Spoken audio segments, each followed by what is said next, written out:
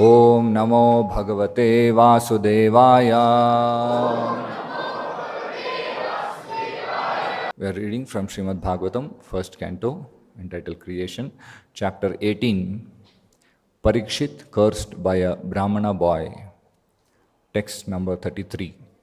Aho adharma palanam pivnam balibhujam iva Swamin yagham yad dasanam dwarapanam shunamiva. Translation by His Divine Grace, A.C. Bhaktivedanta Swami Srila Prabhupada. The Brahmana's son Shringi said, "Oh, just look at the sins of the rulers who, like crows and watchdogs at the door, perpetrate sins against their masters, contrary to the principles governing servants." Purport by His Divine Grace, A.C. Bhaktivedanta Swami Srila Prabhupada ki jai. The Brahmanas are considered to be the head and brains of the social body, and the Kshatriyas are considered to be the arms of the social body. The arms are required to protect the body from all harm, but the arms must act according to the directions of the head and brain. That is a natural arrangement made by the supreme order, for it is confirmed in the Bhagavad Gita that 4 social orders or castes, namely the Brahmanas, the Kshatriyas, the Vaishyas and the Shudras, are set up according to quality and work done by them. Naturally, the son of a Brahmana has a good chance to become a Brahmana by the direction of his qualified father, as a son of a medical practitioner has a very good chance to become a qualified medical practitioner. So the caste system is quite scientific.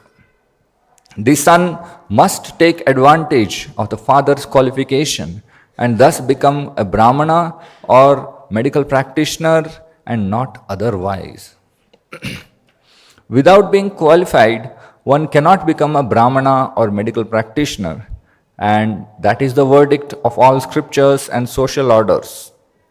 Herein, Shringi, a qualified son of a great Brahmana, attained the required Brahmanical power both by birth and by training, but he was lacking in culture because he was an inexperienced boy.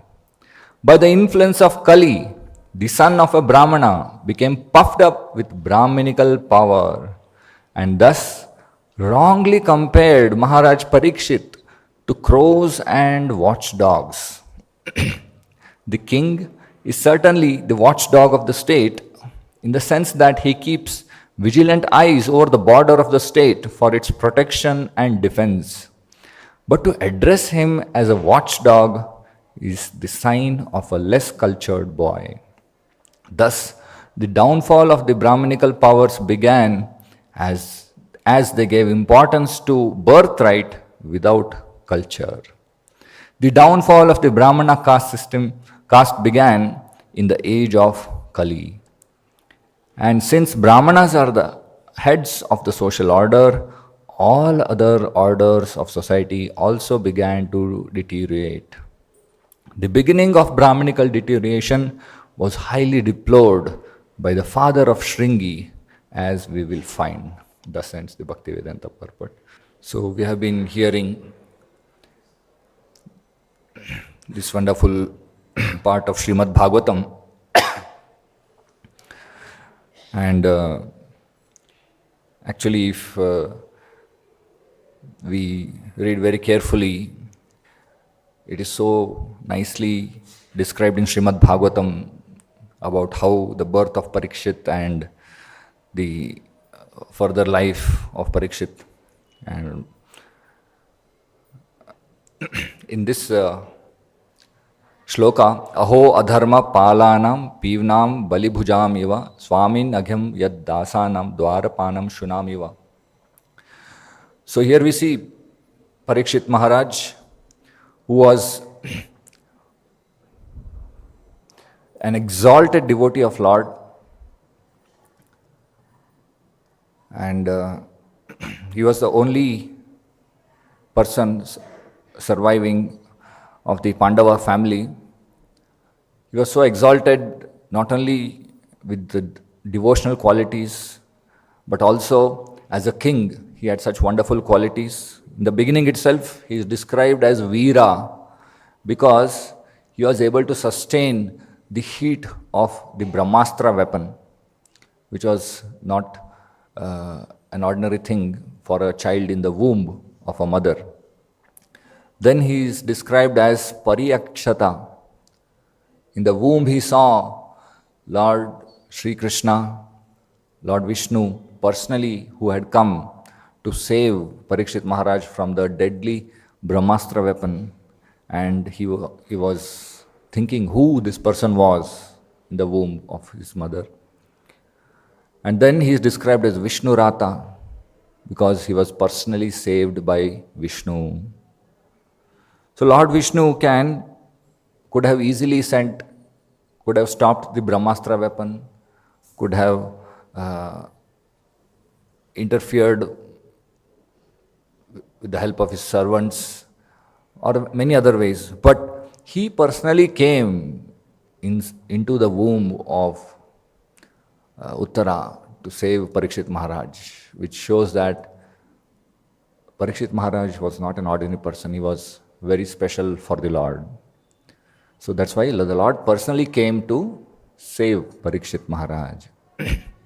So, such an exalted personality, and later on also we see the sages described as soon as Parikshit Maharaj was born about his great, wonderful qualities as a devotee and as a king who could rule so nicely, who could rule by establishing and maintaining the religious principles as described in the Vedas, and who could be a proper successor for the great family tradition which the Pandavas had. So he was the perfect king, and such an exalted personality came by the will of the Lord, by the divine arrangement of the Lord, who could not actually, devotees never feel the pangs of hunger and thirst, but on this particular day, while in the forest, he felt thirsty and he came to the ashram of Shamika Rishi. And he saw a very cold reception from the Shamika Rishi, who was engaged in meditation. And very unnatural to his behavior, Parikshit Maharaj got angry and placed a dead snake on the neck of Shamika Rishi and was about to leave, and he starts contemplating, and then he contemplates, oh, what have I done? So, meanwhile, the son of Shamika Rishi, the Brahmana boy Shringi, comes to know about the action of Parikshit Maharaj, and they confront each other, and then finally here we see in this wonderful Bhagavatam not so wonderful words being spoken by the son of Brahmana, but still these words are there in the Srimad Bhagavatam because it simply glorifies the great quality of the devotee Parikshit Maharaj. Here especially the Brahmana boy is referring Parikshit Maharaj, Bali Bhujam iva, Dwarapanam Shunam iva. He is comparing Parikshit Maharaj to a watchdog and crows. So, very common we hear, sometimes people also, if they want to scold anybody, they say, you're just like dogs. This word dog is very often used to degrade a person. We have seen in many places with this word being used. Of course, there is no discrimination against any species, but in fact, the dog is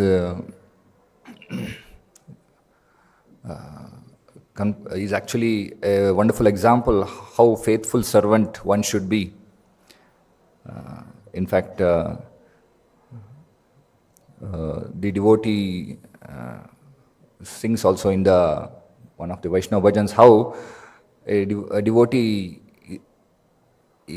wants to take that position of just like a dog, just like a dog is always faithful to the servant, subsists in whatever the master gives, and if somebody tries to scold the master, then the dog barks at them and stops them from scolding the master. So similarly, devotee should be like a dog of the spiritual master, always subsisting on whatever the spiritual master gives.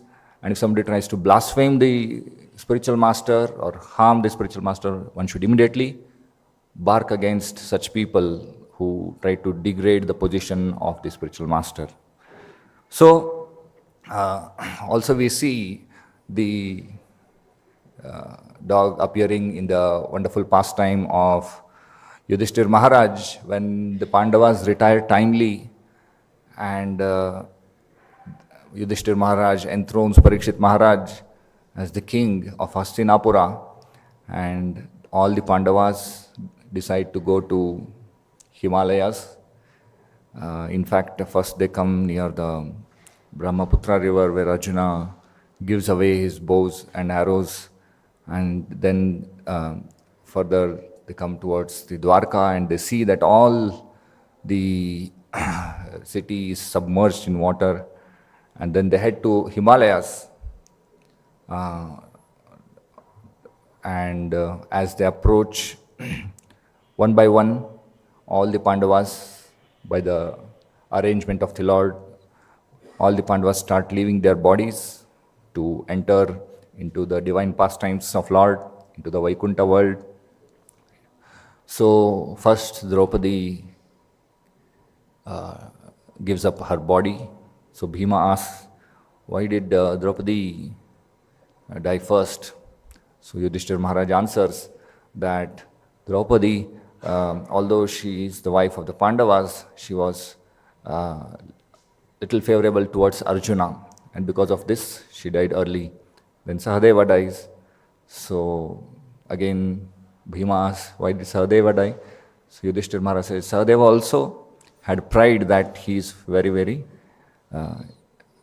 intelligent, and Nakula dies, and then Nakula also because he thought he is the most handsome, and then like this, then Arjuna dies, and finally Bhima also because he was eating more quantity of food, almost taking away the portions of the others.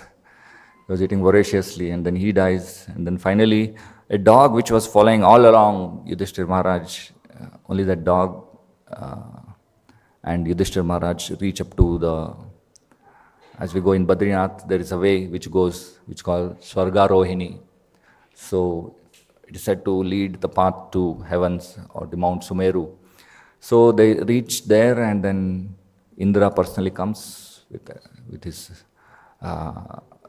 associates to invite, and then he asks Yudhishthir Maharaj to step inside so that he can take him to heaven. And Yudhishthir Maharaj first asks the dog to board the vehicle to heaven. And Indra says, no, this dog cannot come. So Yudhishthir Maharaj says, only this dog has been there, and so if the dog cannot come, then I will also not go. So finally, the dog reveals himself. He was none other than Dharmaraj, Yamaraj.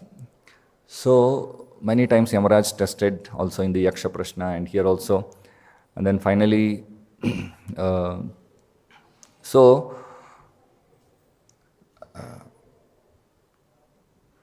also we see there is a pastime of Shivananda Sena. So he was also an associate of Chaitanya Mahaprabhu. And somehow his mercy fell upon a dog. And because of the merciful glance of Shivananda Sena on the dog, even the dog became elevated and it went back to Godhead. So, anyway, as I said, there's no discrimination, but as such, usually when we want to scold somebody or want to degrade a person, look down upon a person, we refer him to a dog. And here also, Shringi, the Brahmana boy, is referring Parikshit Maharaj as a dog, watchdog. Of course, as Prabhupada explains, the king is indeed a watchdog who keeps a watch on the borders and sees that the city is protected, the state is protected. But to address him as a watchdog is a sign of a less cultured boy. So we see such an exalted personality as Parikshit Maharaj is suffering such insult. So this is a common phenomenon we see in the material world. Especially the devotees have to go through lot of such experiences. So the devotee does not complain, oh, I am a devotee. I have come to know about the truth.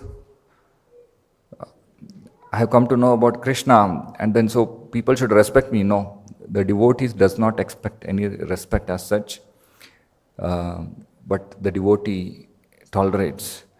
And even exalted personalities like Parikshit Maharaj have to face such insult. So I'll just like to refer to one more incident in the Srimad Bhagavatam, which appears in the 5th canto in the pastime of Rishabhadeva. So it is said, Tatra Tatra Pura Grama Kara Keta Vata Karvata. So the shloka goes. So Rishabhadeva, he began to tour the cities, villages, mines, countrysides, valleys, gardens, and the homes of cowherd men, transient hotels, hills, forests, hermitages. Wherever he traveled, all bad elements surrounded him, just as flies surround the body of an elephant coming from the forest. He was always being threatened, beaten, urinated upon, and spat upon. Sometimes people threw stones, stool, and dust at him. And sometimes people passed foul air before him. Thus people called him many bad names and gave him a great deal of trouble. But he did not care about this, for he understood that the body is simply meant for such an end. So as anybody who takes birth in this material world and as a material body always faces these problems. Adhyatmik klesha, adi bhautik klesha, adi daivik klesha. So naturally, if you have body means this body is meant to bear such insults, such bad experiences, you may call it injustice, or all such troubles from other living entities. So don't expect till we have this material body, we will actually suffer these things. He was situated on the spiritual platform, and being in his spiritual glory, he did not care for all these material insults. In other words, he completely understood that matter and spirit are separate, and he had no bodily conception. Thus, without being angry at anyone, he walked through the whole world alone. So this is how devotees behave. They are situated in their own glory. In the shloka it appears, Swa Mahima Avasthena. So this is a very good learning. As devotees, we may face such bad experiences.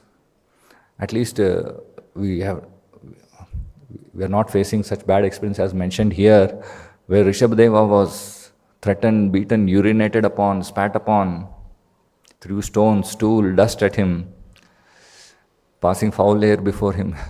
So anyway, the learning is we can counteract such bad experiences, such bitter experiences which are very much part of this material world. How? By Swamahima Avasthena. We have to be situated in our own spiritual glory. What is that spiritual glory? Hare Krishna, Krishna Krishna, Hare Hare, Hare Rama, Rama Rama, Hare Hare. We have to be, especially in Kali Yuga, we can be situated in our spiritual glory by being in contact with the sound vibration of Hare Krishna mantra. So in the purport, Srila Prabhupada explains, Narottam Das Thakur says, Deha Smriti nahi ara samsara bandhana kahatara. When a person fully realizes the material body and world are temporary, he is not concerned with pain and pleasures of the body. Krishna also says in Bhagavad Gita, Matras Prashastu Kaunteya Sitoshna Sukha Dukkada. So, this material body is there means there will be dualities, happiness, distress, cold, heat. So, this is common in this material world. So, Tam Stitikshasva Bharata. So, we have to learn to tolerate them without being disturbed. So, as far as Rishabhadeva is concerned, it is already explained, Idam Shariram Mama Durvidam. He did not at all possess a material body. And therefore, he was tolerant of all the trouble offered to him by the bad elements in society. Consequently, he could tolerate people throwing stool and dust upon him and beating him.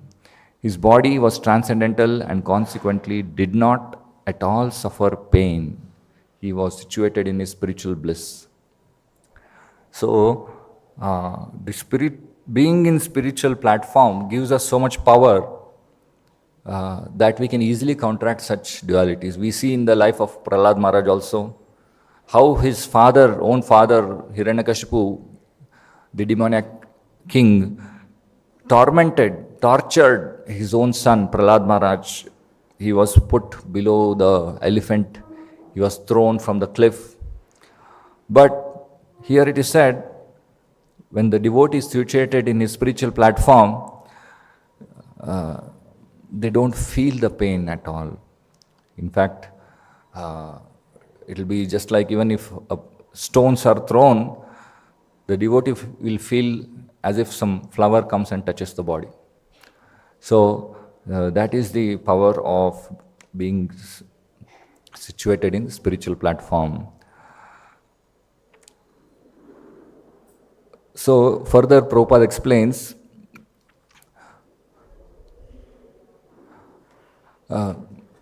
therefore it is stated here, Swamahima Avasthena, he was situated in his glory. He was never saddened due to being insulted in many ways described above. Jitatma Prashantasya Paramatma Samahitaha. For one who has conquered the mind, the super soul is already reached, for he has attained tranquility. To such a man, happiness and distress, heat and cold, honor and dishonor are all the same. So actually, this is a very fine directions given by the Srimad Bhagavatam on how to achieve that state. We all want to achieve that state where we don't feel the problems which are given by the other living entities, where we don't react, where we are able to tolerate such insults and such things from the opposite party. So how to achieve that? And the first thing which is mentioned here is to control the mind. So as soon as one's mind is controlled through one of the yoga systems, so you can control the mind by the many yoga systems, but of course in Kali Yuga, the only system that will work is the Bhakti Yoga. And one should be considered to have already reached the destination if we can control the mind. As soon as we control the mind, when one's mind is fixed on the superior nature, he has no alternative but to follow the dictation of the Supreme. So many times the Paramatma is dictating, you do this, you don't do this, but still we fail to follow the instructions. The reason? Because our mind is not under control. So we have to learn to control the mind by one of the Bhakti Yoga, one of the yoga systems. And as we see, we would have tried also many different types of yoga systems, but very difficult to control the mind, especially in this Kali Yuga. So we are very grateful to His Divine Grace Srila Prabhupada for having given us very simple process of controlling the mind. Especially, Prabhupada says, we have so many senses, the eyes, ears, nose, and the tongue, skin. So the most important is to control the tongue. So that's why he introduced, he told, we have to use the tongue for two things. One is to chant the holy names of Lord, and the second thing is to eat prasadam. If we simply do these two things, through the tongue, we can control the mind. And as soon as the mind is controlled, we can follow the dictation of the Paramatma. So, Prabhupada, also in the Western countries, many times devotees say, Prabhupada gave us the kitchen religion. Prabhupada gave so much stress on chanting Hare Krishna mantra and eating prasadam because he knew very well if devotee can control his tongue, he can become perfect. So one of the devotee, Giriraj Swami, recalls, in the early days of the Krishna consciousness movement, sweet balls, gulab jamuns, cheese balls fried in pure ghee and soaked in sugar water were considered the ultimate experience in transcendental bliss. Sweet balls were so important that Srila Prabhupada used to keep a jar of them by the temple door at 26th 2nd Avenue. He had so much faith in Krishna Prasada, just as he did in Krishna's name, that if the young people took Prasada, they would become purified and satisfied. It is the devotee's only sense gratification. A person can feel so satisfied by taking Krishna Prasada that he will not think of any other type of enjoyment. So, we see actually Prabhupada encountered, when he started preaching, he encountered the hippies. And these hippies were actually ready to break all the rules and try all nonsense things, trying to get happiness, trying to go high. But when Prabhupada started chanting in Tompkins Square, the devotees felt so satisfied simply by hearing Prabhupada chanting Hare Krishna, Krishna Krishna, Hare Hare, Hare Ram, Ram Ram, Hare Hare. So Prabhupada would sit 2-3 hours with his kartal under a tree, Tompkins Square, and chant the holy name of Lord, sing the Hare Krishna mantra kirtan. So devotees would feel so nice that they did not feel the necessity of any other drugs or alcohol or other sorts of nonsense things. So in the beginning, Srila Prabhupada encouraged devotees to take more and more prasadam.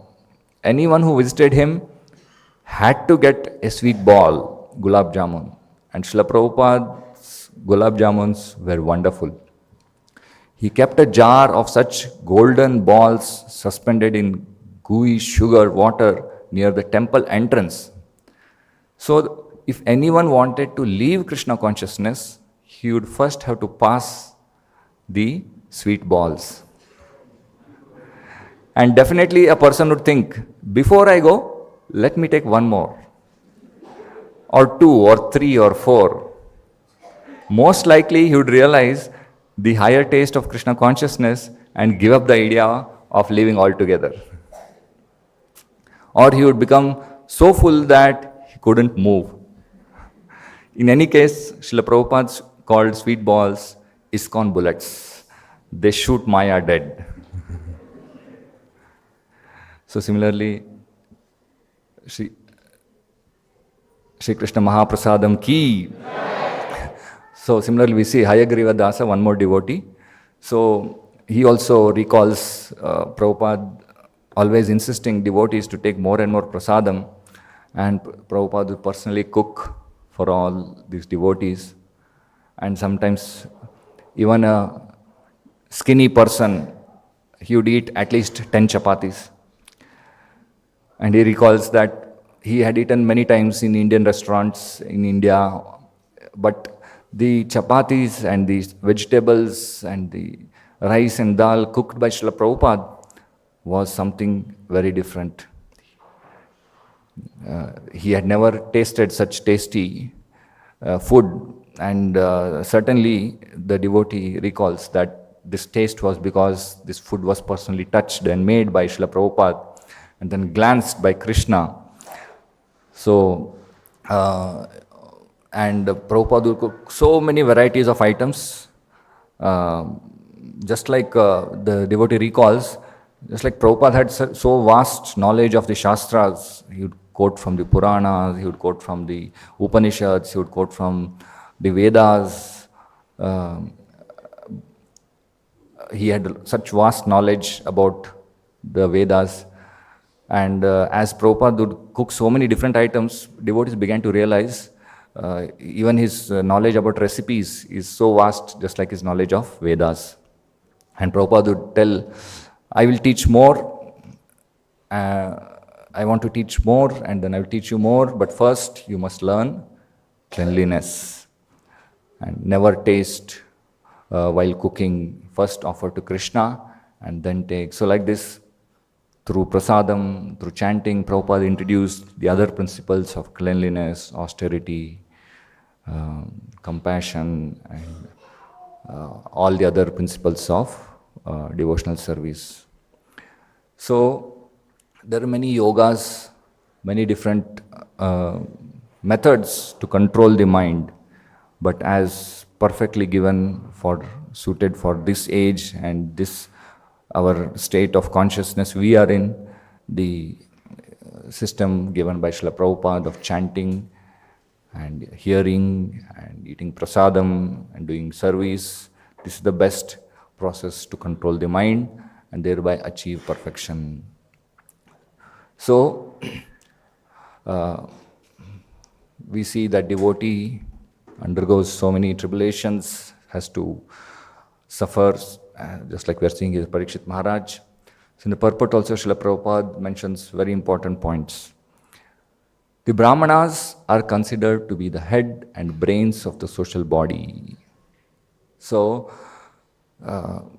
today also we have different heads of the society.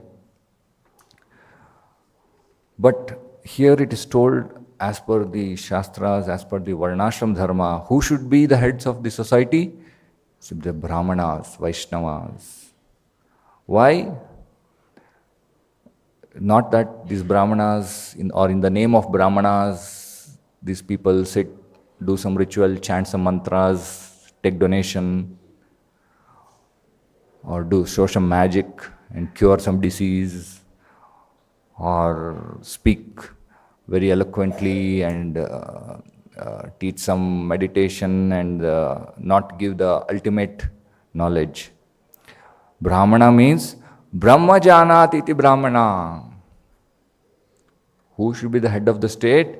One who is a Brahmana means Brahma Janat iti Brahmana. One who knows transcendence. What is transcendence? He should be the head of the state. Then only he can take others to that place. And the whole purpose of establishing this system is so that the Brahmanas can lead a person born in ignorance to transcendence. Imagine a person who does not have a clue of transcendence, who does not know what is transcendence, who does not know that it is a spiritual world, there is a Vaikuntha world, which is our original home. If a person does not know that thing, how can he take? What will they do? They will simply engage in building big, big skyscrapers, trying to invent different methods of sense gratification, but they'll have never the clue to come out of the cycle of birth, death, old age, and disease and reach the Vaikuntha world. That's why Brahma Janati iti Brahmana. And the condition is that today's so-called leaders, heads of the society, have got no clue. They are completely in bodily concept of life. Even body, just like we all claim, I am so and so. This body is me. This is mine. But if I ask, what is there inside your body? We don't know. How many bones are there? How many vessels are there? How much blood is there? We don't know. How is the body working? How is the heart working? How is the brain working? How is the kidney functioning? We don't know.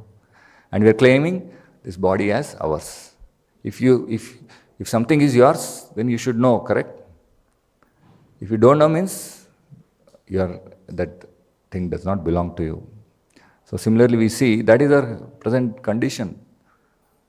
We are totally ignorant and we think that this body is me, this body is mine, and we are going and they are passing on as the heads of society with no clue that the goal is to Athato Brahma Jignasa. So the Brahmanas are considered to be the heads of society. And further Srila Prabhupada explains the important aspect about how this Varnashrama society is not a caste system. It is not that the Brahmana son is a Brahmana, Kshatriya son is a Kshatriya, no. So it depends on guna and karma. And without being qualified, one cannot become Brahmana or a medical practitioner. That is the verdict of the scriptures. So here also we see Shringi, the Brahmana boy, the son of Shamik Rishi. He was Brahmana by birth and also by training he got Brahmanical power. But he was lacking in culture because he was an inexperienced boy. So by the influence of Kali, the son of a Brahmana became puffed up with Brahmanical power and thus wrongly compared Maharaj Parikshit to crows and watchdogs. So culture, he was lacking in culture. So one attains a particular position not only by training but also by culture. So that was lacking in Shringi. Guna karma vibhagashaha. So also we see how he got the Brahmanical power, but he became puffed up. So pride. This pride, as explained in Bhagavad Gita also, in the second chapter, Tani sarvani samyamya yukta asita matpara vashehi yasindriyani tasya prajna pratishtita. So one who restrains his senses and fixes his consciousness upon me is known as a man of steady intelligence. So the highest conception of yoga, perfection in Krishna consciousness, clearly explained in this verse. And unless one is Krishna conscious, it is not possible to control the senses. So we may try all sorts of Karma Yoga, Jnana Yoga, Ashtanga Yoga, and so many other systems. But a person will not be able to control the senses until one is Krishna conscious, until one accepts the position of Krishna, the position of God, the position of Krishna, the Supreme Personality of Godhead. It is not possible to control the senses. So, it is not that since we are devotees of Krishna, we are saying this. It is because this is the fact. our original position, Mama Imam Shuji, we are amshas of Krishna, we are amshas of God. So until we become God conscious, it is not possible to control the senses. And till we cannot control the senses, this ahankara comes, pride comes, just as we see, as cited above, great sage Durvasa Muni picked up a quarrel with Maharaj Ambarisha. And Durvasa Muni unnecessarily became angry out of pride and therefore could not check his senses. We see similar pastime here also, where Shringi also, being puffed up, he could not control his senses. Durvasa Muni also, so Ambarish Maharaj, who was a king who had retired and then he was staying in an ashram, and Durvasa Muni happens to visit the ashram, and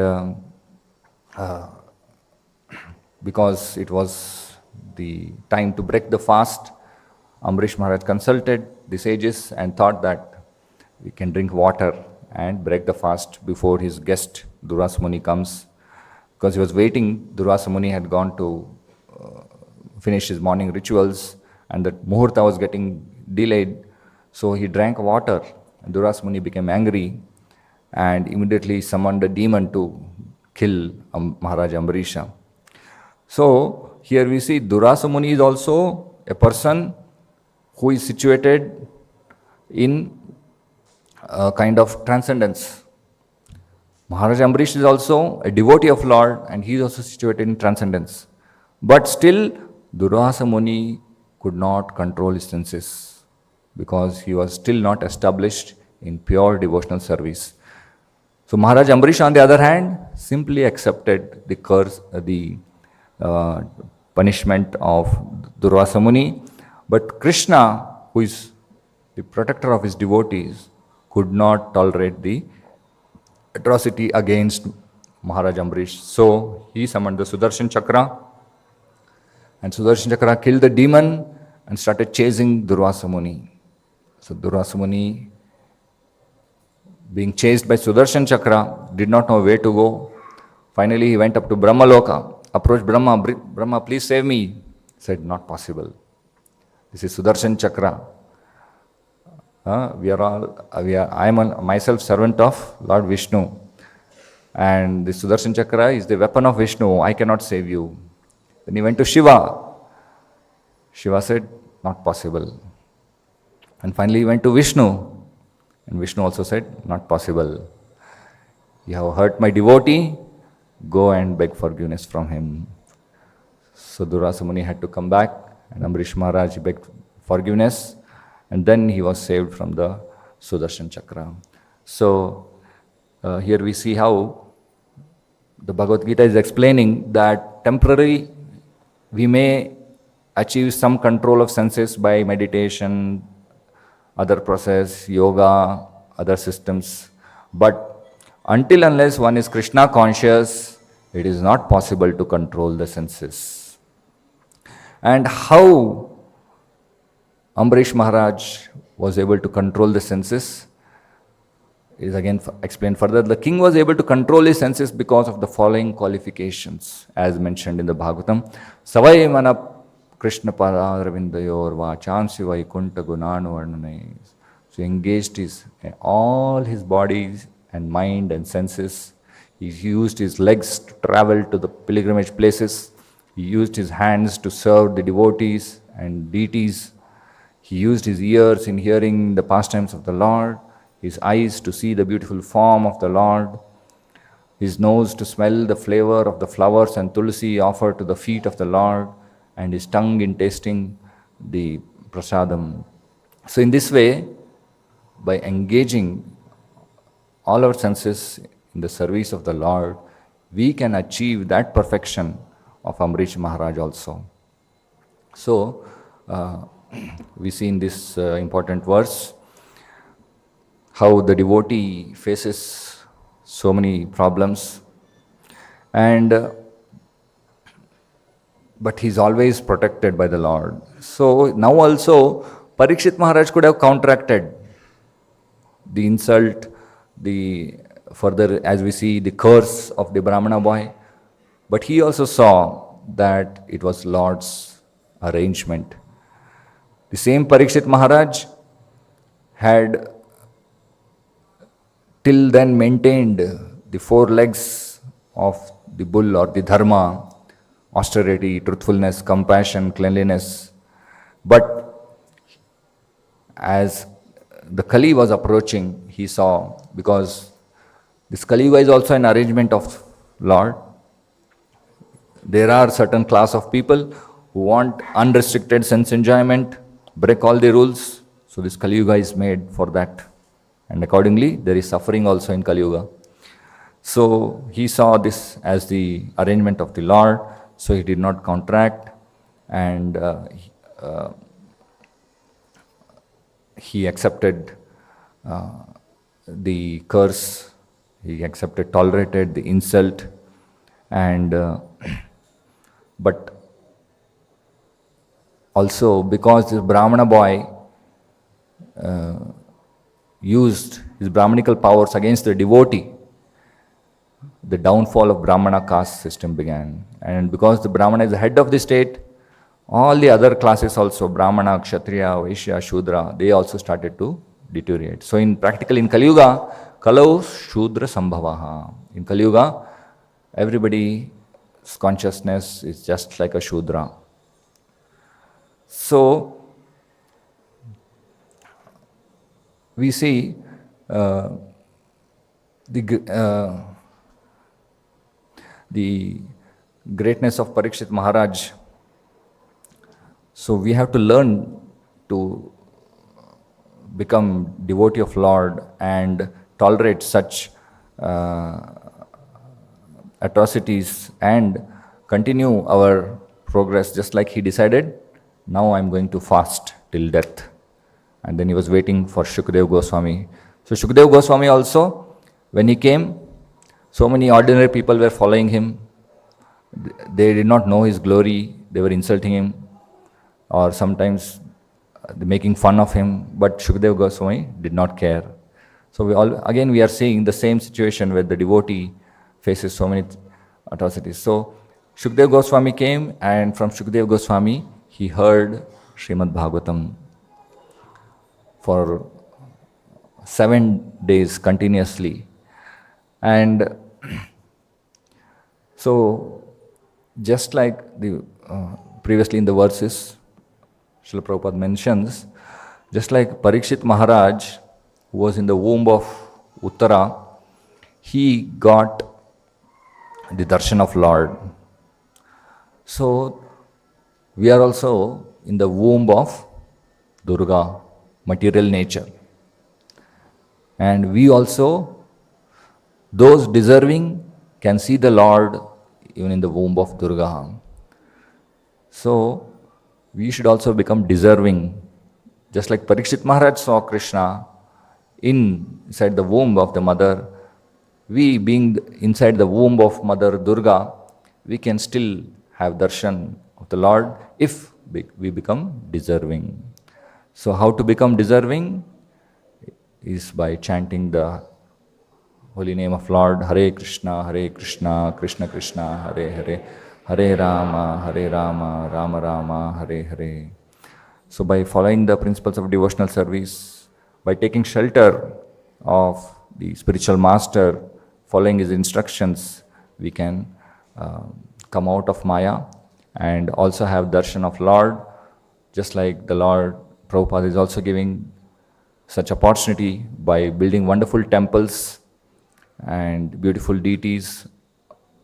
We are also, and not only that, the holy name of Krishna, through the mercy of the holy name, Nama Prabhu, we are able to have darshan. And if we go on perfecting, one day we will also see Krishna face to face. So I'll stop here. Granth Raj Srimad Bhagavatam ki, Jagat Guru Srila Prabhupada ki.